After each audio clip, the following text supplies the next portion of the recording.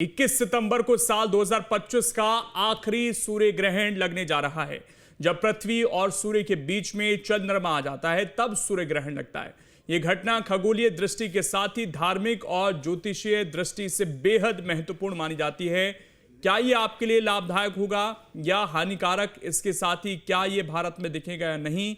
सूतक काल में क्या करना चाहिए, क्या नहीं करना चाहिए? इन सभी सवालों के लिए आज हम बातचीत करेंगे। हमारे साथ खास मेहमान रहेंगे और ये एक बड़ी खगोलीय घटना जो होने जा रही है उस पर ये समझने की कोशिश करेंगे कि आखिरकार इसका क्या कुछ असर जो है वो रहने वाला है। ये साल का आखिरी सूर्य ग्रहण है और बहुत सारे लोग जो हैं ये ग्रहण जब आता है तो ये सोचते हैं कि हमारे ऊपर इसका जो है क्या असर होगा, ये उनके मन में जो है सवाल रहता है। और ऐसे में उन्हीं सवालों को जो है जानने की कोशिश करेंगे कि आखिरकार इसका क्या असर रहेगा। तमाम जो 12 राशियां हैं उन पर क्या असर रहेगा, क्या उपाय आप कर सकते हैं, क्या आपको करना चाहिए, क्या नहीं करना चाहिए। तो ये तमाम सवाल हैं जिनको समझने की हम कोशिश करेंगे। जो लोग इनके जानकार हैं, एस्ट्रोलॉजर हैं, उनसे ही हम इस चीज़ को समझने की कोशिश करेंगे। और एक बड़ी खगोलीय घटना है। अभी कुछ दिन पहले हमने देखा चंद्र ग्रहण लगा था और अब सूर्य ग्रहण लगने जा रहा है। लोगों के अंदर बड़ी उत्सुकता रहती है जब भी ग्रहण आता है और कई ऐसी चीज़ें भी रहती हैं जिससे लोग डरते भी हैं। तो क्या डरना चाहिए या ये ग्रहण हमारे लिए अच्छे होते हैं, ये जानने की कोशिश करेंगे। तो इसी मुद्दे पर चर्चा करने के लिए हमारे साथ जो है इस वक्त 3 खास मेहमान जुड़ गए हैं। इस पूरी खगोलीय घटना जिस पर आप सबकी नज़र है, आपके जो सवाल हैं वो जानने की कोशिश करेंगे। हमारे साथ रेणुका पांचाल जी हैं, ज्योतिषाचार्य हैं, बान्य आर्या जी हैं, ज्योतिषाचार्य हैं, और आचार्य चंद्रमणि शुक्ला जी हैं, हिंदू धर्म गुरु हैं। आप तीनों का बहुत बहुत स्वागत है। सबसे पहले रेणुका जी, मैं आपसे जानना चाहूँगा कि ये जो खगोलीय घटना घट रही है, सबसे पहले तो बताइए इसके बारे में। लोग बड़े उत्सुक रहते हैं, क्या है ये और कैसे होती है?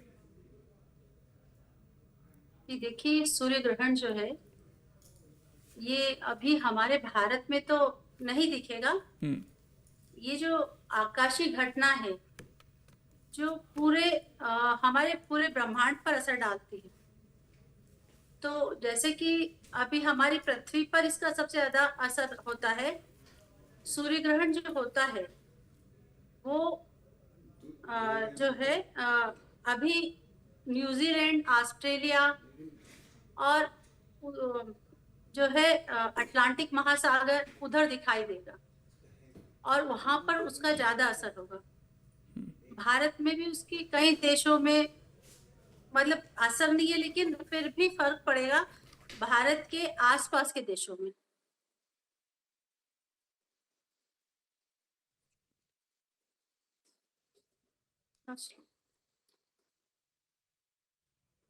ठीक, हमारे साथ आचार्य चंद्रमणि शुक्ला जी भी जुड़े हुए हैं। आचार्य जी, लोग डरते हैं, कई बार ग्रहण की बात आती है तो इस बार तो ये कहा जा रहा है कि भारत में इसका असर नहीं है, तो लोगों को क्या करना चाहिए? क्या इसका असर है या नहीं है?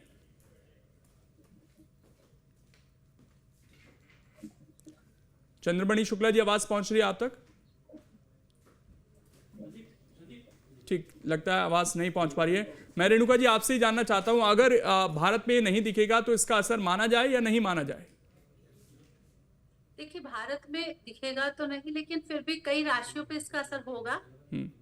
जैसे कन्या राशि पे ये सूर्य ग्रहण हो रहा है, तो कन्या राशि वालों के लिए और मीन राशि वालों के लिए ये ग्रहण खराब रहेगा। उनको कम से कम 1 महीना जो है कष्ट रह सकता है। इसके अलावा चूंकि ये कन्या राशि में हो रहा है तो एक राशि पीछे और एक राशि आगे, मतलब तुला राशि भी और इसके अलावा सिंह राशि, दोनों को ये नेगेटिव असर देगा। तो जो ग्रहण का जो असर रहता है वो 1 महीने ज्यादा रहता है। अब पिछले 15 दिन पहले ही चंद्र ग्रहण है, चंद्र ग्रहण था, तो चंद्र ग्रहण का असर जिन जिन राशियों पे था वो 15 दिन बहुत ज्यादा था। अब जो है वो जो नेगेटिव प्रभाव उन राशियों पे था वो कम हो जाएगा। और जो सिंह राशि है और कन्या राशि है और इसके अलावा तुला राशि और मीन राशि, इन लोगों के लिए थोड़ा ज्यादा 1 महीना खतरा रहेगा। स्वास्थ्य का इनको भी ध्यान रखना है। और जो सूर्य ग्रहण है वो बड़े देशों के लिए जिधर दिखाई देगा वहां पे तख्ता पलट भी हो सकता है। और किसी बड़े नेता की जान को भी खतरा है।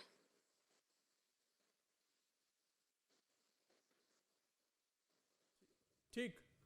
रेणुका जी, मैं एक चीज और जानना चाहता हूं, लेकिन उससे पहले मैं आचार्य जी से जानना चाहता हूं। आचार्य जी, आवाज पहुंच पा रही है आप तक मेरी? ठीक, लगता है आचार्य जी तक आवाज नहीं पहुंच पा रही है। रेणुका जी, एक चीज और है कि दो ग्रहण के बीच में इस बार समय बहुत कम है, और कुछ लोग ये कहते हैं कि ये तो खगोलीय घटना है, इससे डरना क्या, लेकिन आप ये कह रहे हैं कि असर रहता है। तो हमारे शास्त्र के अनुसार किस तरीके की चीजें मानी गई हैं ग्रहण को लेकर, और जब इतने कम समय में ये ग्रहण पड़े तो फिर क्या लोगों के अंदर जो एक और व्याकुलता आती है, डर आता है, वो सही है क्या?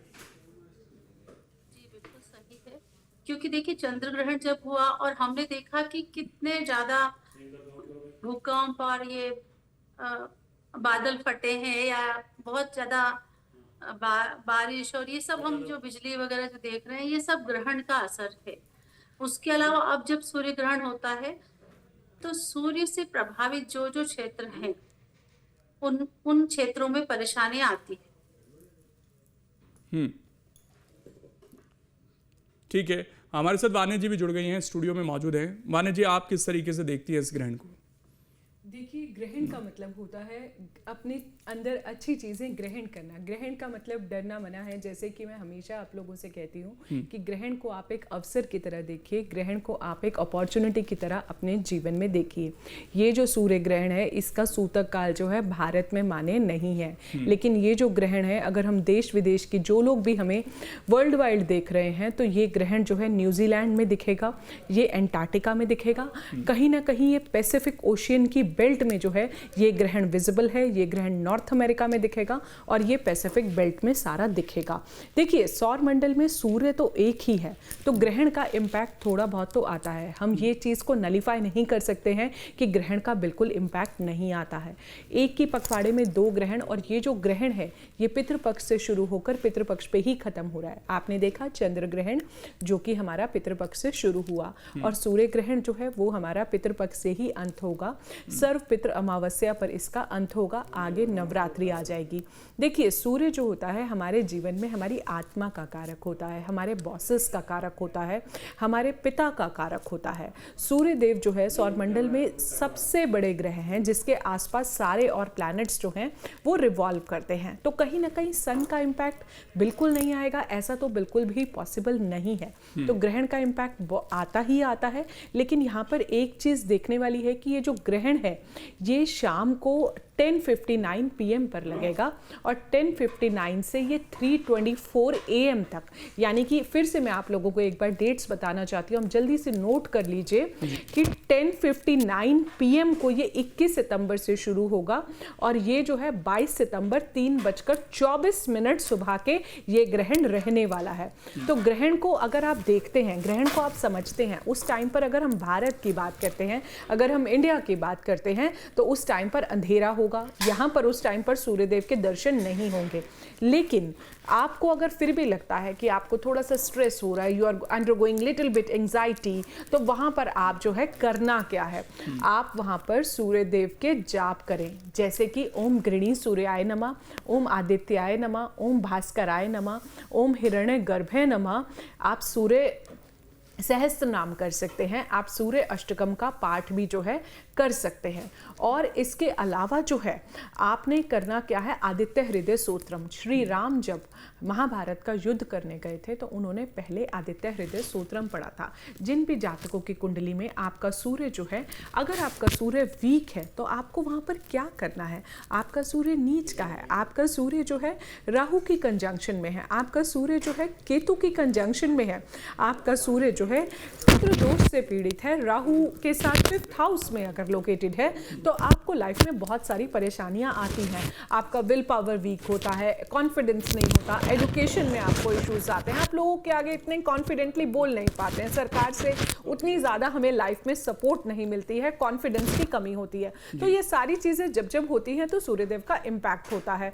अब इस ग्रहण का मेजर इम्पैक्ट जो है ऑस्ट्रेलिया में है, न्यू साउथ वेल्स में है, इसका इम्पैक्ट एंटार्क्टिका में है, और सूर्य ग्रहण जब भी होता है 45 डेज में 2 ग्रहण पड़ना, और वो भी पितृपक्ष अमावस्या में। 122 साल का ये संयोग है। इससे पहले 1903 में ऐसा संयोग बना था, और जो है 2019 में भी इस तरह की स्थितियां आई थी, जब उसके बाद कोविड आया था।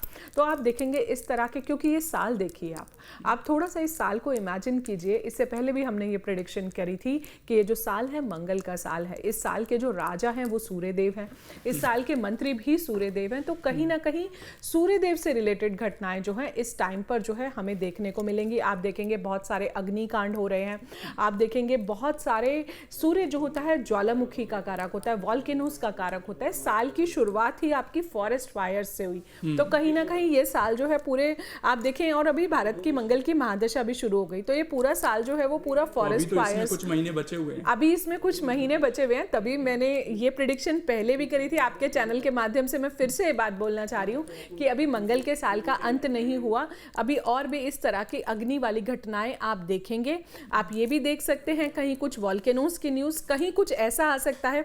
एक प्रेडिक्शन जो हमने चंद्र ग्रहण पे करी थी और वो सच भी हुई थी, 999 की प्रेडिक्शन थी। तो कहीं ना कहीं नेपाल में जेंजी जो है जनता के साथ आक्रोश हुआ, कुछ ऐसा हुआ जहां पर सरकार जो है वो जनता के साथ सिंक में नहीं थी। और आप देखिए नेपाल में क्या हुआ। ये प्रेडिक्शन हम लोगों ने 6 सितंबर को करी थी। तो इंडिया के लिए क्या दिख रहा है? इंडिया के लिए मुझे ऐसा लगता है कि जेंजी से रिलेटेड, क्योंकि ये ग्रहण जो है कन्या राशि में लग रहा है और उत्तरा फाल्गुनी नक्षत्र में लग रहा है, तो जेंजी से रिलेटेड आपको कुछ घटनाएं मिल सकती हैं, कुछ अग्निकांड मिल सकते हैं, सत्ता का उलट पुलट हो सकता है। सूर्य जो है पॉलिटिक्स का कारक है, कोई बड़ा नेता जो है वो अपने पद पर इस टाइम पर रिजाइन कर सकता है। और आप देखेंगे कि सत्ता में कुछ ऐसा होगा कि जनता जो है सरकार के सिंक में नहीं है।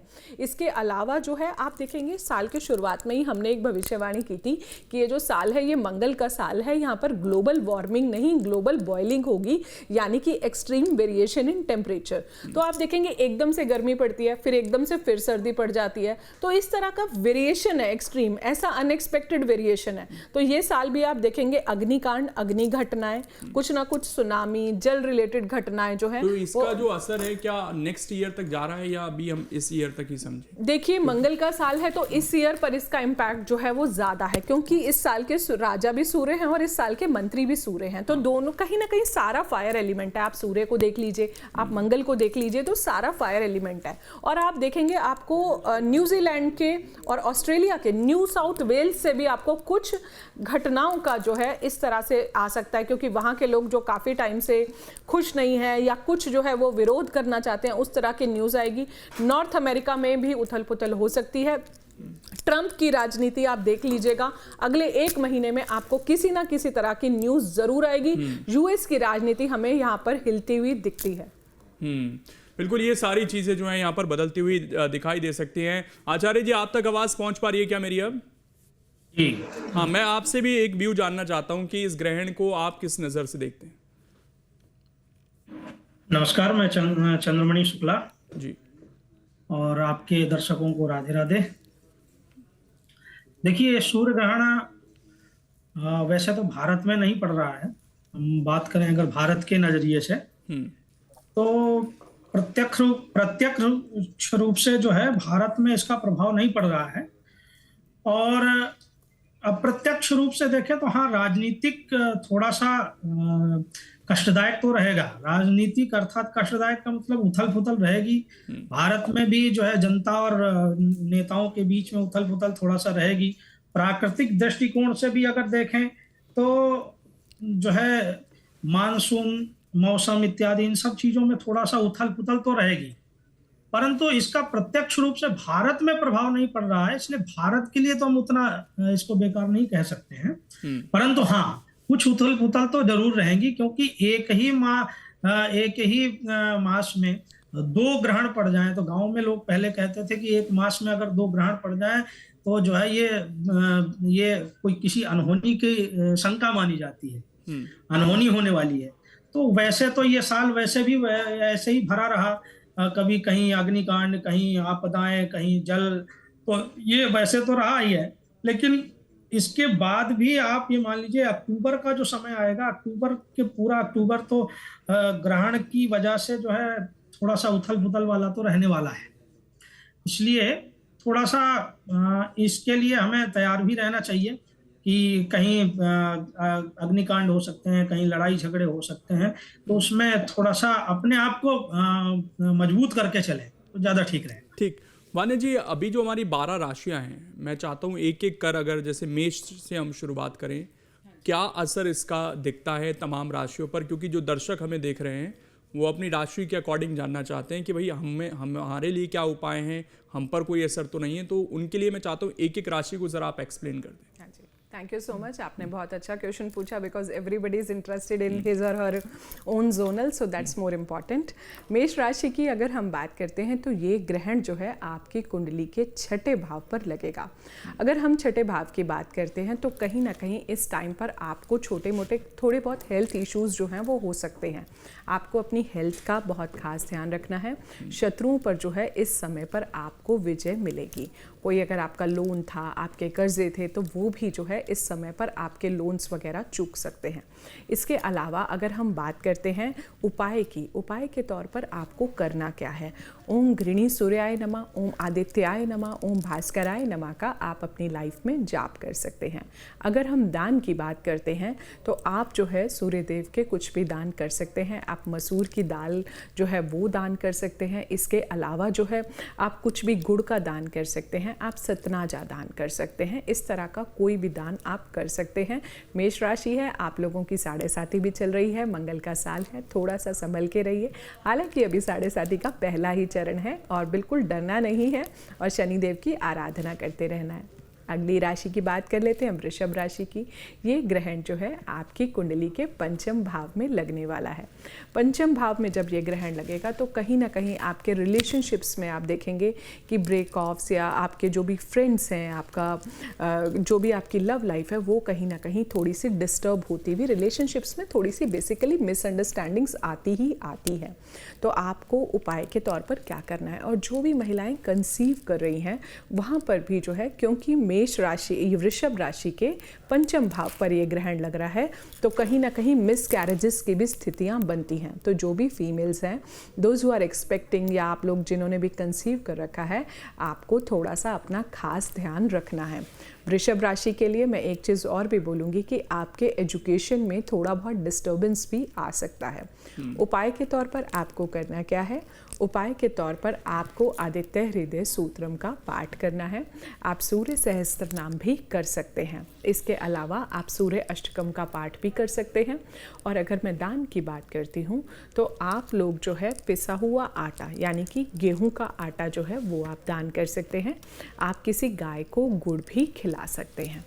अगली राशि पर चलते हैं, मिथुन राशि पर। मिथुन राशि पर ये जो ग्रहण है आपकी कुंडली के चतुर्थ भाव में लगेगा। अगर हम आपकी कुंडली के चतुर्थ भाव की बात करते हैं तो ये ग्रहण आपकी कुंडली में आपके सुखेश पर लगेगा। तो आपको इस टाइम पर अपनी मदर की हेल्थ का ध्यान रखना है। आप माता का अगर आपको ज़रा सा भी कुछ लगता है तो आप प्लीज़ आप उनका डॉक्टर से जो है जो भी ट्रीटमेंट कराएं। इस टाइम पर आपके कुछ प्रॉपर्टीज़ बन सकती हैं। इस टाइम पर जो है आपके कुछ भी मकान या व्हीकल का संयोग भी जो है इस टाइम पर आपका बन सकता है। उपाय के तौर पर आप सूर्य गायत्री मंत्र कर सकते हैं, आप पितृ गायत्री मंत्र कर सकते हैं। सूर्य देव के जो पहले घोड़े का नाम था उसका नाम भी गायत्री था। ये बात शायद आप लोगों को नहीं पता होगी। तो इसीलिए जो है माँ गायत्री की उपासना करना बहुत ज़्यादा हमारे लिए जीवन में शुभ होता है, क्योंकि कहीं ना कहीं वो आपके सन एलिमेंट को स्ट्रॉन्ग करता है। अब बात कर लेते हैं दान की। सूर्यदेव के जो दान होते हैं इस टाइम पर जो है, अगर आप तांबा दान करते हैं तो वो आपके लिए बहुत ज़्यादा शुभ है। या फिर आप कोई भी लाल चीज़ का दान कर सकते हैं, जैसे कि आप मसूर की दाल का दान भी कर सकते हैं। अगली राशि पर आते हैं हम, कर्क राशि पर। कर्क राशि की अगर हम बात करते हैं तो ये ग्रहण आपकी कुंडली के तृतीय भाव में लगेगा, जो कि कहीं ना कहीं आपके साहस का भाव होता है, आपके पराक्रम का भाव होता है, आपके जीवन में आपके फ्रेंड सर्कल का भाव होता है, जो भी आपके दोस्त लोग होते हैं। तो ऐसा कुछ भी हमें नहीं करना जिससे आपकी फ्रेंडशिप पर कुछ ना कुछ इम्पैक्ट आए। आपको इस टाइम पर शॉर्ट टर्म ऑन साइट यानी कि शॉर्ट टर्म फॉरेन ट्रैवल भी जो है आपको इस समय पर मिल सकता है। इसके अलावा जो है छोटे भाई बहनों से बना के रखिए, उन्हें जितना ब्लेस करेंगे जीवन में आपका मंगल भी जो है उतना ज़्यादा लाइफ में स्ट्रॉन्ग होगा। अभी हम बात कर लेते हैं आपको उपाय क्या करने हैं। घर की ईस्ट डायरेक्शन को आपको क्लियर रखना है और घर के जो 7 इंचेस जो आपकी वॉल है वहाँ पर जो है अगर आप सूर्य देव की कोई भी प्रतिमा लगाते हैं, चाहे वो आपकी ब्रास की हो चाहे वो आपकी कॉपर की हो, तो वो आपके लिए बहुत ज़्यादा शुभ है। हर रोज़ सूर्य देव को नमन करें, जल चढ़ाएं। और इसके अलावा जो है दान की हमने ऑलरेडी बात कर लेते हैं। तो कर्क राशि वालों, आपको दान क्या करना है, आपको पिसा हुआ आटा दान कर सकते हैं, आप गेहूं दान कर सकते हैं, या फिर किसी को भी जो है आप कुछ भी लाल रंग का दान कर सकते हैं। अगली राशि पर आते हैं सिंह राशि पर। सिंह राशि के लिए अगर मैं बात करती हूँ तो ये ग्रहण जो है आपकी कुंडली के द्वितीय भाव पे लगेगा। सिंह राशि में ऑलरेडी अभी शुक्र आदित्य योग बना हुआ है। सिंह राशि में केतु देव जो है वो हमारे विराजमान है। इसके अलावा सिंह राशि पर राहु की दृष्टि भी सामने से आ रही है। सप्तम दृष्टि राहु की आपके पर लग रही है। तो और सिंह राशि के स्वामी भी सूर्य हैं और ये तो ग्रहण ही सूर्यदेव का ही ग्रहण है। तो थोड़ा सा आप लोगों को अपना ध्यान रखना है। थोड़ा सा एजिटेशन आपको लगता है, थोड़ा सा अगर इरिटेशन भी होता है तो भी आप चिंता ना करें, आप उससे बिल्कुल भी पैनिक ना करें, आप उससे घबराएं ना। ओम गृणी सूर्याय नमः, ओम आदित्याय नमः, ओम भूर्भुवः स्वः तत्सवितुर्वरेण्यं भर्गो देवस्य धीमहि धियो यो न प्रचोदयात्। आप गायत्री मंत्र का जाप भी कर सकते हैं अपनी लाइफ में। माँ गायत्री आपको ब्लेस करेगी। उपाय के तौर पर करना क्या है, अपने पिता का आशीर्वाद लीजिए, अपने पिता के पैर छूइए, अपने पिता के जितनी हो सकता है आप सेवा कीजिए। आप देखेंगे आपको जीवन में बहुत ज़्यादा लाभ होगा। मैं कहती हूँ जीते जी अगर हम अपने माँ बाप की सेवा करते हैं तो उससे बड़ी सर्वपितृ अमावस्या हमारे जीवन में कुछ नहीं है। अगली राशि पर चलते हैं। अगली राशि है कन्या राशि। अब ये जो ग्रहण है ये तो लग ही कन्या राशि में रहा है और आपके कुंडली के प्रथम भाव को जो है ये इम्पैक्ट कर रहा है। तो कहीं ना कहीं आपके ग्रहण, देखिए ग्रहण हमेशा बुरे के लिए नहीं होते, ग्रहण अच्छे के लिए भी होते हैं। तो आपकी कुंडली में आपके मान सम्मान पर इसका इम्पैक्ट आएगा। और कहीं ना कहीं आप एक चीज़ और भी नोट करेंगे, खाली मान सम्मान, आपकी हेल्थ जो है पहले से और ज़्यादा बेटर होगी। आप के लाइफ के काफ़ी सारे एरियाज, बिकॉज कन्या राशि में बुध जो होते हैं वो उच्च के होते हैं और अभी बुध देव जो हैं वो आप ही की राशि में आए हुए हैं। तो कहीं ना कहीं आप देखेंगे आपके लिए ये ग्रहण, मैं मानती हूँ कि थोड़ा सा अच्छा है, बट थोड़ा सा स्ट्रेस नहीं लेना, मेडिटेशन करनी है, टेंशन नहीं लेनी। बिल्कुल आप अपनी लाइफ में घबराइए मत, चीज़ें आएंगी, जो इवेंट्स आते हैं वो हमें लाइफ में स्ट्रॉन्ग बनाते हैं। उपाय के तौर पर क्या करना है, उपाय के तौर पर सूर्य सहस्त्र नाम का पाठ कीजिए। सूर्य देव के 108 नाम लीजिए, जिसमें से जैसे कुछ नाम है, अगर मैं आपसे बात करूं, ओम मित्राय नमः का जाप करें, ओम रविये नमः का जाप करें, ओम खगाय नमः का जाप करें, ओम भास्कराय नमः का भी आप जाप कर सकते हैं। और कुछ ना कुछ लाल दान, गुड़ का दान, गाय को जो है गुड़ खिला सकते हैं। ये सारी चीज़ें मुझे लगता है वान्या जी आप हाफ तक पहुंच गई हैं। हाँ तो आप थोड़ा सा इसको हम रोकते हैं और आधी राशि जो है थोड़ी देर में, क्योंकि दर्शक बने हुए हैं और भी चीज़ें मैं थोड़ा समझ लेता हूँ। रेणुका जी, क्योंकि इस बार जो सूतक काल है उसका कहा जा रहा है कि भारत में क्योंकि असर नहीं है या दिखेगा नहीं, तो इसलिए सूतक काल नहीं है। क्या इसको थोड़ा एक्सप्लेन कीजिए कि सूतक काल मानना है या नहीं मानना है। वैसे भी सूतक काल जो है वो रात को इस बार है और ये कहा जाता है कि सूतक काल के समय हमें कोशिश करनी चाहिए कि भगवान का नाम लेना चाहिए, सोना नहीं चाहिए, लेकिन रात का समय है तो बहुत सारे लोग तो उस वक्त निद्रा में रहेंगे। इसको किस तरीके से मानती हैं? जैसे देखिए कि भारत में यह सूर्य ग्रहण नहीं दिखाई देगा तो सूतक काल का इतनी मान्यता नहीं है। लेकिन अगर फिर भी कोई जाप करना चाहते हैं, मतलब जैसे कि कोई सिद्धि प्राप्त करना चाहते हैं, तो उन्हें इस वक्त जो है अपने जो भी मंत्र हैं जो उन्हें सिद्ध करना है वो इस जो समय में है, जो 11 बजे से 3.5 घंटे का जो मतलब ग्रहण है, उस बीच अगर वो उस मंत्र का जाप करते तो उन्हें बहुत जल्दी सिद्धि प्राप्त हो जाती। तो सिद्धि करने वालों के लिए समय बहुत अच्छा है। और सूतक इसका मान्य नहीं है भारत में, इसलिए कोई बात नहीं। अगर जनरल लोग सोना चाहे तो सो सकते हैं, सब सोएंगे ही। लेकिन अगर कोई जागना चाहता है तो ईश्वर का ध्यान करें। आप जैसे कन्या राशि वाले हैं, उन पे ज्यादा कठिन है, तो उनके लिए क्या करना चाहिए कि उन्हें जो है ओम पुष्णे नमः, ओम हम पुष्णे नमः, मतलब सूर्य का जो ये मंत्र है इसका जप करना चाहिए। मतलब कम से कम 11 माला ये अगर वो जप करते हैं तो उनको जो है ये ग्रहण का कष्ट जो है कम रहे। इसके अलावा ये जो सूतक है ये वैसे तो कोई दिक्कत नहीं है, लेकिन जो गर्भवती महिलाएं हम्म, इस समय वो जो है रात में बाहर ना निकले, अपने घर में ही रहें। हालांकि निकलते नहीं है, लेकिन अगर किसी के यहाँ किसी मजबूरी होती है तो शायद बाहर जाना पड़ सकता है, तब वो उस वक्त ग्रहण में बाहर ना जाए, कोशिश करें। आचार्य चंद्रमणि जी, अब मैं थोड़ा सा रात के समय को तो मैंने समझा रेणुका जी से, जब अगले दिन सुबह होगी भारत में, उस वक्त क्या विधि अपनानी चाहिए? क्या जो नॉर्मल रूटीन होता है लोगों का, स्नान करना, उसके बाद ध्यान करना, पूजा करना, अपने गृह कार्य करना, या उसमें उस दिन कुछ बदलाव किया जाए?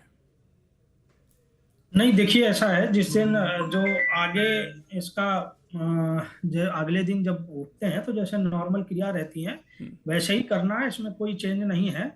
क्योंकि जो सूतक यहाँ मान्य नहीं है, इसलिए हम जो है इस पे ज्यादा विशेष ध्यान ना दें तो ज्यादा ठीक है। इन सूतक इत्यादि पे देखिए क्या होता है, आप कहीं और किसी देशों में देखिए, हमारी जो धार्मिक मान्यताएं हैं, धार्मिक मान्यताओं के अनुसार अगर हम देखें तो धार्मिक मान्यताओं के अनुसार जो है ये कहा जाता था कि सूतक में मत जो है भोजन करिए, सूतक में जो है चलिए नहीं, सूतक में एक जगह बैठ करके पूजन करिए। वो इसलिए माना जाता था क्योंकि हम जो देखते हैं ग्रहण जो हमारे पड़ते हैं वो राहु और केतु के द्वारा पड़ते हैं। केतु के द्वारा सूर्य ग्रहण पड़ रहा है, तो क्या है, केतु एक छाया ग्रह है, जिसकी छाया पड़ने पर हमारा भोजन जो है, जैसे हम सात्विक ढंग से रह रहे हैं, भोजन जो है अपवित्र हो जाता है। अब किसी को मांसाहार करना है, अब वो थोड़ी भोजन अपवित्र मानेगा, ठीक है। हमारी जो धार्मिक मान्यता है, धार्मिक मान्यताओं के अनुसार कि भाई भोजन अपवित्र हो गया है, भोजन को हम ये जो है छाया ग्रह है, राहु और केतु पापक ग्रह हैं, इनकी छाया पड़ी है, इसलिए हम इस भोजन को नहीं करेंगे और शुद्ध भोजन करेंगे। और जैसे मजबूरी होती है, कहीं पे कोई जो होता है बीमार है, कुछ है, तो तुलसी के पत्ते डाल करके ये कर लेते हैं। ये हमारी धार्मिक मान्यताएं हैं। तो इनमें अभी जो सूतक जब हमारे यहाँ नहीं लग रहा, तो इसका कोई प्रभाव हमारे यहाँ नहीं है। इसमें जैसे नॉर्मल चल रहे हैं वैसे नॉर्मल चलना चाहिए। अगले दिन की भी क्रिया वैसे ही नॉर्मल होनी चाहिए, स्नान इत्यादि करके अपना भगवान का पूजन पाठ करें। हाँ, ये हो सकता है कि जिनको भी इस पे सिद्धि करनी, जैसे अभी उन्होंने कहा कि सिद्धि करने वालों के लिए ये विशेष समय होता है ग्रहण काल। ग्रहण काल में कोई गंगा के किनारे जाकर के श्मशान घाट में करके, अघोर संप्रदाय के लोग अघोर श्मशान घाट में जाके करते हैं सिद्धियां, तो इनके लिए ये विशेष अच्छा अवसर होता है। और बाकी जो नॉर्मल जीवन में जो लोग जी रहे हैं उनके लिए कोई दिक्कत नहीं है, कोई न सूतक लगना है, कहीं कुछ नहीं है, आराम से रहें, कोई दिक्कत नहीं है। अच्छा, उस दिन क्योंकि पितृपक्ष की समाप्ति भी हो रही है, अमावस्या भी है आचार्य चंद्रमणि जी, तो उस दौरान भी लोग कुछ घर में अपने अनुष्ठान करते हैं। उस दौरान कुछ बदलाव उन्हें करने हैं या सामान्य रूप से ही जो अनुष्ठान उनके हैं उन्हीं को करना है?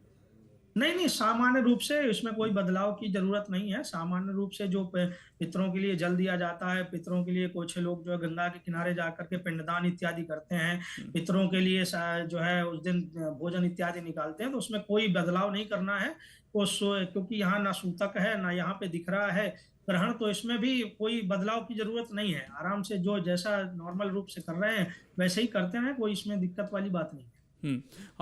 वाने जी, जो हम आगे 6 राशियां हमने कवर की, अब मैं चाहता हूँ आगे की जो 6 राशियां हैं वो जो दर्शक अभी इंतजार कर रहे थे कि भाई उनको भी आगे कंटिन्यू किया जाए, तो एक बार उनके बारे में भी बताइए कि उनके लिए क्या उपाय हैं, क्या करना चाहिए, क्या असर है। हाँ जी, तुला राशि की अगर हम बात करते हैं तो ये ग्रहण जो है आपकी कुंडली के 12वें भाव पर लगेगा। 12वां भाव जो होता है आपकी कुंडली में आपके एक्सपेंसेस का होता है, कहीं ना कहीं हॉस्पिटलाइजेशन का होता है, कहीं ना कहीं लीगल इश्यूज़ का भी जो होता है आपकी कुंडली का 12वां भाव होता है। तो आपको यहाँ पर क्या करना है, इस टाइम पर हो सकता है कि आपके खर्चे जो हैं, यानी कि आपके एक्सपेंसेस जो हैं वो बहुत ज़्यादा बढ़ जाएं। तो आपको जो है अपने एक्सपेंसेस पर एक कंट्रोल रखना है। अपने खर्चों पर जो है आप जितना कंट्रोल रखेंगे उतना आपके लिए अच्छा है। किसी से भी आप किसी भी तरह की लीगल आर्ग्यूमेंट जो है आप ना करें, किसी भी तरह की बहस से जो है आपको यहाँ पर बचना है। जितना आप बचेंगे उतना आपके लिए अच्छा रहेगा। इसके अलावा जो है आपके इस टाइम पर जो है हेल्थ का आपको बहुत खास ध्यान रखना है। अगर आप अपनी हेल्थ का इस टाइम पर, क्योंकि ये ग्रहण जो है आपकी कुंडली के 12वें भाव पर लगेगा, तो इस टाइम पर आप जितना अपनी सेहत का ध्यान रखेंगे उतना आपके लिए जीवन में अच्छा है। उपाय के तौर पर करना क्या है? उपाय के तौर पर ओम गृणी सूर्याय नमः, ओम भास्कराय नमः, ओम आदित्याय नमः। बट याद रखिए, आपको जो भी जाप करना है वो मानसिक जाप करना है। ग्रहण में जो होता है, वैसे भारत में जो है इसका सूतक काल जो है माने नहीं है, सूतक काल जो है लागू नहीं है, तो मंदिरों के कपाट जो है वो बंद नहीं होंगे, लेकिन आपको मानसिक जाप ज़रूर करना है। ग्रहण के पश्चात सर्वपित्र अमावस्या के पश्चात जो है आप सुबह में जो 22 सितंबर की मॉर्निंग आपके लिए आएगी, वहाँ पर जो है आप कुछ लाल दान जैसे मसूर की दाल का दान या फिर गुड़ का दान जो है आप कर सकते हैं। आपके लिए ये बेहद शुभ रहेगा। अगली राशि की अगर हम बात करते हैं तो अब हम आते हैं वृश्चिक राशि पर। वृश्चिक राशि के लिए ये ग्रहण जो है आपके 11वें भाव में लगेगा, जो कि आपका लाभेश का भाव होता है, जो कि आपके जीवन में आपके सुख का भाव होता है। इस टाइम पर आप देखेंगे कि आपके मल्टीपल सोर्सेज ऑफ इनकम तो आ रहे हैं, लेकिन कहीं ना कहीं उसमें भी आपको थोड़ा बहुत चैलेंज फेस करने को जो है मिल सकता है। आपको कहीं ना कहीं बहुत चैलेंजेस के साथ आपको वो इनकम आएगी। अपने बड़े भाई बहनों से इस टाइम पर आप जितना बना के रखते हैं उतना आपके लिए अच्छा है। उनसे किसी भी तरह का आपको आर्ग्यूमेंट नहीं करना है। ये टाइम आपके लिए शुभ है। आपके लिए करियर के लिए भी आपके कुछ गुड न्यूज़ आ सकती है। कोई आपके लिए जो है आपके कुछ प्रमोशन की न्यूज़ जो हैं वो भी इस टाइम पर आ सकते हैं। अगली राशि की अगर हम बात करते हैं तो अब हम आते हैं धनु राशि पर। धनु राशि पर ये ग्रहण जो है आपकी कुंडली के 10वें भाव पे लगेगा। This will be the time जब स्पॉटलाइट आपके करियर पर होगा। ये टाइम आपको करियर में बहुत ज़्यादा ऊंचाइयों पर लेके जाएगा। बॉसेस के साथ ये एक बहुत इंपॉर्टेंट बात है, मैं आपको बता रही हूँ, आप इसको नोट करिए। सूर्य जो होते हैं हमारे बॉसेस के कारक होते हैं, हमारे मैनेजर्स, हमारे पिता। तो इस टाइम पर अपने बॉसेस के साथ कुछ भी आर्ग्यूमेंट आपको नहीं करना है, क्योंकि गुस्सा आ सकता है, एजिटेशन आ सकती है, कहीं ना कहीं ईगो और थॉट प्रोसेस में मिसमैच भी आ सकता है। आप बॉसेस के साथ आर्ग्यूमेंट नहीं करेंगे। मदर इन लॉ के साथ भी जो है आपको किसी भी तरह का कोई आर्ग्यूमेंट नहीं करना है। ये ग्रहण आपके करियर के लिए आपको उत्तम फल देके जाएगा, स्पेशली अगर आपकी कुंडली में आपका सूर्य जो है वो बहुत अच्छा है। उपाय के तौर पर करना क्या है? सूर्य अष्टकम का पाठ करें, सूर्य गायत्री मंत्र करें। 108 बार जो है आप गायत्री मंत्र कर लीजिए। सूर्य देव के 108 नाम भी जो है आप ले सकते हैं। कुछ भी लाल दान आप कर सकते हैं। तांबा हो गया, पीतल हो गया, तो ये सारे दान, पीतल नहीं करना आपने, आप तांबे का दान कीजिए और कहीं ना कहीं कुछ लाल दान भी आप कर सकते हैं। अगली राशि पर चलते हैं, मकर राशि पर। मकर राशि वालों, अभी तो आपकी 7.5 खत्म हुई है और ये ग्रहण जो है आपकी कुंडली के 9वें भाव में लग रहा है। ये टाइम जो है when spotlight will be on you. भाग्य जो है आपका पूरा साथ देगा। भाग्य जो है इस टाइम पर आपको सपोर्ट करेगा। पिता की हेल्थ का बहुत खास ध्यान रखना है, उसको आप बिल्कुल भी जो है अपनी लाइफ में इग्नोर नहीं कर सकते। इस टाइम पर आपकी स्पिरिचुअल जर्नीज होंगी। आपकी एजुकेशन में आप देखेंगे कि आपकी एजुकेशन में भी आप आगे बढ़ेंगे जीवन में। और इसके अलावा जो है आपकी मास्टर्स एजुकेशन से लेकर आपके भाग्य से लेकर लक आपको सपोर्ट करेगा। आप जिस चीज़ पर हाथ रखेंगे इस टाइम पर वो चीज़ आपको मिलेगी। उपाय के तौर पर 9वां भाव है, याद रखिए 9वां भाव है, पिता का कारक है और सूर्य देव भी हमारी कुंडली में हमारे पिता के ही कारक होते हैं। तो इस चीज़ को बहुत स्ट्रांगली अपनी लाइफ में बिठा लीजिए। आप चाहे श्राद्ध करते हैं, आप उसे कीजिए, पूरे विधि विधान से कीजिए, पर जीते जी जो अपने माता पिता की सेवा करता है, आप देखिए आपकी लाइफ के आधे ऑब्स्टेकल्स तो ऐसे ही क्लियर हो जाते हैं। सूर्य सहस्त्र नाम करते रहिए, सूर्य अष्टकम करते रहिए। संडे के दिन जल्दी उठिए, इनिशिएटिव्स लीजिए और सूर्य देव को नमन कीजिए। उपाय के तौर पर करना क्या है? कुछ भी लाल दान जो है वो आप कर सकते हैं। आप गुड़ का दान कर सकते हैं, आप तांबे का दान भी कर सकते हैं। अगली राशि पर चलते हैं, कुंभ राशि पर। कुंभ राशि वालों, आपके लिए मैं बोलूँगी ये ग्रहण उतना पॉजिटिव नहीं है, क्योंकि देखिए इसके बहुत सारे रीजंस हैं। कुंभ राशि वालों, आपकी 7.5 का अंतिम चरण चल रहा है, जो कि जून मिड 2027 तक खत्म होगा। सेकंड पॉइंट, कुंभ राशि वालों आपकी राशि में इस टाइम पर राहु बैठे हुए हैं। पॉइंट नंबर 3, कुंभ राशि वालों आपकी इसमें केतु की 7वीं दृष्टि जो है इस टाइम पर चल रही है। आपको इन सारी बातों का जो है अपने आप में ध्यान रखना है। ये जो ग्रहण है आपके कुंडली के 8वें भाव में लग रहा है। इस टाइम पर आपको अपनी हेल्थ का जो है बहुत ज़्यादा ध्यान रखना है। किसी भी तरह के कुछ जो है आपको कुछ डिजीजेज आ सकती हैं, इन लॉज के साथ आपकी आर्ग्यूमेंट हो सकती है। इस टाइम पर आपको अपने सास ससुर से किसी भी तरह का कोई भी आर्ग्यूमेंट नहीं करना है। आर्ग्यूमेंट से बचिए। कुंभ राशि वालों, मैं आप लोगों को हमेशा कह रही हूँ, जब तक आपकी 7.5 का आखिरी चरण है, प्लीज़ अपना ध्यान रखिए in all areas of your life. Ketu की सप्तम दृष्टि भी है यहाँ पर। तो कुंभ राशि वालों से मैं बोलूँगी उपाय के तौर पर आपको करना क्या है, आपको साथ साथ शनि और राहु के भी दान करने हैं। सूर्यदेव के दान तो आपको करने ही करने हैं, तो कुछ लाल दान आप कर दीजिए, कुछ केसर गेहूं का दान जो है वो आप कर दीजिए, गुड़ का दान, तांबे का दान तो आप करेंगे। लेकिन 7.5 भी चल रही है, तो सर्व पितृ अमावस्या पर आप शनि का कुछ काले उड़द वगैरह का भी जो है इस टाइम पर अगर आप दान कर देते हैं तो वो भी आपके लिए बहुत ज़्यादा शुभ होगा। राहु के लिए आप काले तिल का दान भी कर सकते हैं। उपाय के तौर पर सूर्य अष्टकम का पाठ आप ज़रूर करेंगे और सूर्य सहस्त्र नाम करेंगे। ओम गृणी सूर्याय नमः, ओम सूर्याय नमः, ओम ह्राम ह्रीम रोम सहा सूर्याय नमः का जाप कर सकते हैं। अंतिम राशि वालों, मीन राशि वाले, आप लोगों को हमेशा बहुत इंतजार करना पड़ता है। तो आपके कुंडली का ये सप्तम भाव है, ये ग्रहण जो है आपको अपने पार्टनर से इस टाइम पर बना के रखनी है। अपने हस्बैंड वगैरह से आपको किसी भी तरह का कुछ भी आर्गुमेंट नहीं करना है। अपने बिजनेस पार्टनर से आप जितना बना के रखते हैं, अपनी पार्टनरशिप्स को आप जितना अच्छा रखते हैं, उतना आपके लिए शुभ होगा। उपाय के तौर पर जो है सूर्य सहस्त्र नाम, सूर्य अष्टकम, जल्दी उठें, इनिशिएटिव्स लें, अच्छा डिसिप्लिन फॉलो करें। सूर्यदेव के आने से पहले ही अगर आप उनको नमन करते हैं हाथ जोड़कर, तो वो आपके लिए बहुत शुभ है। सूर्यदेव को जल देते रहिए और दान के तौर पर कुछ भी मसूर की दाल का दान, कुछ भी लाल दान, तांबे का दान, आप सूर्य के कोई भी दान कर सकते हैं। ठीक, ये 12 राशियों की बात हो गई। इसी का लोग इंतज़ार करते हैं, लेकिन अभी और भी सवाल हैं। रेणुका जी, मैं आपसे जानना चाहता हूँ कि स्नान का क्या इस दौरान महत्व है, और अगर है तो कहाँ जाकर लोग स्नान प्रेफर कर सकते हैं, और समय क्या उसका आप बताएंगे, क्या समय सही रहेगा? इस ग्रहण के बाद स्नान का तो बहुत महत्व है, क्योंकि जैसे ही ग्रहण समाप्त होता है उसके बाद स्नान करते हैं। लेकिन जैसे ये ग्रहण रात्रि में है, तो सुबह जब हम जैसे ही उठते हैं 5 बजे, 6 बजे, 4 बजे, तो जैसे ही जो कई लोग नदी में स्नान करते हैं, जहाँ पर गंगा है, यमुना है, नर्मदा है, वो तो वहाँ स्नान कर सकते हैं। लेकिन शहरों के लोग हमारे घर में ही सुबह 6 बजे स्नान करना चाहिए। वैसे सूर्योदय से पहले कर लेना चाहिए, लेकिन अगर 6 बजे तक भी स्नान करते तो अच्छा है। और उसके अलावा एक कॉमन चीज ये है कि जनरल लोगों को, सारे लोग, जब हम अमावस पे कुछ तो दान करते ही है वैसे भी, लेकिन अभी सूर्य ग्रहण, तो इसके लिए जो है हमें गेहूं सबके घर में होता है, तो गेहूं का दान करें। गेहूं के अलावा गुड़, और राहु का दान जैसे करना है तो ज्वार, और इसके अलावा हरी इलायची।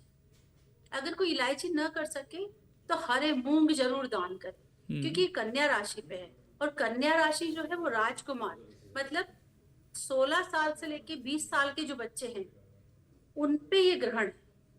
तो वो जो 16 साल के बच्चे हैं और जो 20 साल के बच्चे हैं, उनकी मानसिकता को हमें संभालना है, तो उन्हें भी हमें ग्रहण के दूसरे दिन स्नान कराना है। ऐसा नहीं कि 12 बजे तक बच्चे नहा ही नहीं रहे हैं, है ना। तो कोशिश करें हर माता पिता कि अपने बच्चों को सुबह जल्दी स्नान कराएं ग्रहण के बाद, और उनके हाथों से ये चारों चीजों का दान करवाएं। और सूर्य का जो मंत्र है, 12 मंत्र अगर जाप कर सकते हैं तो 12 मंत्रों का जाप करें, नहीं तो सिर्फ ओम सूर्याय नमः करके सूर्य को जल देके और उन्हें प्रणाम करके अगर रहेंगे तो पूरा वर्ष उनका अच्छा जाएगा। तो ये जो छोटे बच्चे हैं, मतलब जो कुमार अवस्था वाले, इनका विशेष ध्यान इस सूर्य ग्रहण के बाद रखना है। इनको कहना वाहन धीरे चलाएं और थोड़ा जिद्दी कम करें। ठीक है, आजकल बड़ी बात भी हो रही है इनकी जेनजी की। आचार्य चंद्रमणि जी, सुबह का जो रूटीन रहेगा ग्रहण के बाद, आपकी क्या राय है, क्या करना चाहिए लोगों को, कितने बजे उठना चाहिए उस दिन, क्या शुभ मुहूर्त रहेंगे इस दौरान? देखिए, वैसे तो सूर्य ग्रहण का महत्व भागवत के अंतर्गत भी बताया गया है। सूर्य ग्रहण जब पड़ा था तो भगवान कृष्ण जो है सूर्य ग्रहण के उपलक्ष्य में कुरुक्षेत्र में स्नान करने के लिए गए थे, और कुरुक्षेत्र में इसका बड़ा महत्व बताया गया है। कुरुक्षेत्र में भगवान कृष्ण जब वृंदावन को छोड़ के चले गए थे, तो उसके बाद वृंदावन में के लोगों से दोबारा कुरुक्षेत्र में ही सूर्य ग्रहण पे ही मिले थे। तो स्नान का बड़ा महत्व है उस समय। वो तो स्नान का महत्व तब बताया गया जब ग्रहण लगा हो। तो ग्रहण अब यहाँ तो ये तो हमारे यहाँ भारत में ग्रहण जो लग रहा है वो रात्रि के समय है, 3:23 तक रहेगा। तो उस समय तो विशेषतया सब लोग सोते ही रहेंगे, परंतु जब सुबह उठें और सुबह उठने के बाद अगले दिन से नवरात्रि भी प्रारंभ हो रहे हैं, तो नवरात्रि में भी अपने जैसे पूजा पाठ जो करते हैं और कलश स्थापना इत्यादि नॉर्मल तरीके से वैसे ही रहेगा। लेकिन ग्रहण का समय है, ग्रहण भले ही यहाँ नहीं लग रहा, अप्रत्यक्ष रूप से तो उसका प्रभाव रहेगा ही रहेगा। प्रत्यक्ष रूप से ना कहें कि नहीं रहेगा, लेकिन अप्रत्यक्ष रूप से उसका प्रभाव रहेगा। इस कारण से ग्रहण में दान, स्नान, इन दोनों का बड़ा महत्व है। और फिर तीसरी चीज है, क्या है, अमावस्या लगी हुई है, और वो भी अमावस्या पितृपक्ष की अमावस्या है। तो पितृपक्ष की अमावस्या में वैसे भी कहते हैं कि जो हमारे पितर होते हैं, जो जिनका जो श्राद्ध हम पूरे उसमें नहीं कर सकते हैं, तो वो पूरी अमावस्या को कर ले। तो एक तो ग्रहण, दूसरा पितृपक्ष की अमावस्या, और स्नान का महत्व, दान का महत्व है। इसलिए अमावस्या वाले दिन आपसे जितना हो सके, जो हो सके दान करें। और दान का महत्व क्या है, दान उसे देना चाहिए जिसको जरूरत है। जैसे हमारे यहाँ कोई भी ऋषि मुनियों ने जो भी ये चीजें ये बताई हैं, इसके पीछे कोई ना कोई मकसद जरूर है। मैं एक उदाहरण के तौर पे जैसे आपको बताऊं, जैसे हमने हमारे यहाँ कह दिया गया कि गाय पूजनीय है। गाय क्यों पूजनीय है ये भी जानना जरूरी है। गाय एक तो ऑक्सीजन देने वाला पशु है, हम उसके पास बैठते हैं तो, और दूसरा क्या है, गाय का जो दूध है वो पूरे विश्व में सब लोग जानते हैं कि गाय का दूध जो है अमृत के तुल्य है, माँ के बराबर जो दूध माना गया है। इसलिए गाय को धर्म से जोड़ा गया, ताकि धर्म से धार्मिक स्थिति रहेगी तो लोग इस पशु को मारने से, काटने से बचेंगे और इसकी रक्षा होगी। उसी प्रकार हमारे कोई भी जो भी कार्य हैं, पूजा पाठ या दान इत्यादि जो करते हैं, इसके पीछे ना कोई महत्व होता है। दान हमारे यहाँ इसलिए बताया गया, दान देखो धार्मिक रूप से जुड़ करके व्यक्ति दान तो कर भी देता है, ऐसे पता नहीं कब करे या ना करे। तो अब ये है कि एक तो अमावस्या है, एक दूसरा क्या है, पितृपक्ष की अमावस्या। अच्छा, दान करने का समय फिर ग्रहण से पहले का ही है, यानी कि कल का समय ज्यादा बेहतर है? अमावस्या का है। अमावस्या के समय आप दान करिए, दिन में दान करिए, और दान वैसे व्यक्तियों को करिए जिनको उनकी जरूरत है, वास्तविक रूप से जरूरत है। जैसे मान लीजिए किसी के एक उदाहरण के तौर पे बताऊं कि किसी के मृत्यु के समय कोई दान किया जाता है, कहते हैं ये दान करना चाहिए, ये दान करना चाहिए, ये दान करनी चाहिए। अब जिसके पास नहीं है वो क्या करेगा, है ना? तो उसके लिए भी यही बताया गया कि दान उसे करना चाहिए जिसके पास है, और जिसको जरूरत है उसे दान करना चाहिए। तो दान का महत्व तभी लगेगा, तभी आपको दान का फल मिलेगा, जब किसी जरूरतमंद को आपका दान पहुंचेगा। माने जी, एक चीज अभी आप सब लोगों ने शुरुआत में कहा कि अग्नि से जुड़ी कोई घटनाएं घट सकती हैं, या जिस तरीके से हम देख रहे हैं जलवायु परिवर्तन लगातार हो रहा है, इन चीज़ों को टाला जा सकता है, या ये चीज़ें लिखी जा चुकी हैं और इनमें हम ह्यूमन का कोई कंट्रोल अब नहीं है? देखिए, आपने बहुत अच्छा ये प्रश्न पूछा है कि क्या हम इन चीज़ों को टाल सकते हैं। इसका मैं ये उत्तर देना चाहूँगी। देखिए, नेचुरल कैलामिटीज़ कुछ हद तक तो हमारे कंट्रोल में है नहीं, लेकिन इसका इम्पैक्ट जो है हम ज़रूर कम कर सकते हैं। जब भी हम मास चैंटिंग करते हैं, यानी कि पूरा समूह जो होता है, जब हम एक साथ ईश्वर से प्रार्थना करते हैं, ईश्वर से नमन करते हैं कि सर्वे भवन्तु सुखिना, सर्वे सन्तु निरामया, सर्वे भद्राणि पश्यन्तु, माँ कश्चित् दुख भाग भवेत्।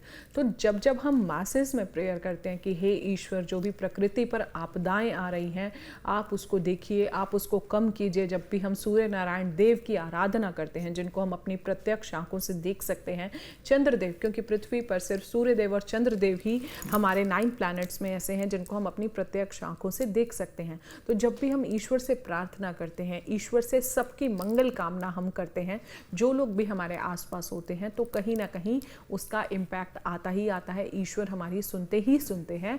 तो मैं ऐसा हमेशा बोलती हूँ कि जीवन में, लाइफ में हम सबके लिए प्रे करें। देखिए, अपने लिए तो हम सभी करते हैं, अपने लिए तो हम सभी सोचते हैं, लेकिन ये जो कैलेमिटीज़ हैं, कोई भी ग्रहण अगर आता है, 2 ग्रहण ग्रहण, यानी कि एक ग्रहण का जो मेजर इम्पैक्ट होता है वो नेक्स्ट 72 डेज तक बहुत ज़्यादा आता है, नेक्स्ट 15 डेज तक थोड़ा कम होता है, और टोटल इम्पैक्ट जो होता है वो आपका कंप्लीट 45 डेज तक ग्रहण का इम्पैक्ट आता ही आता है।